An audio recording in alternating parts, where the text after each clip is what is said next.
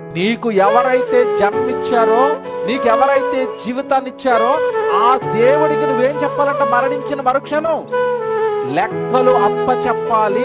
మర్చిపోతే లెక్క అప్ప చెప్పాలి.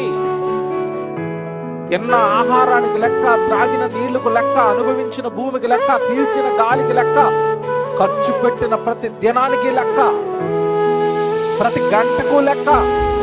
దేహాన్ని నీకు దేవుడిచ్చాడు కదా, ఈ దేహాన్ని నువ్వు ఏ ఏ పనులకు వాడేసావో లెక్క లెక్క సమస్తాన్ని లిఖించి పెడుతున్నాడు.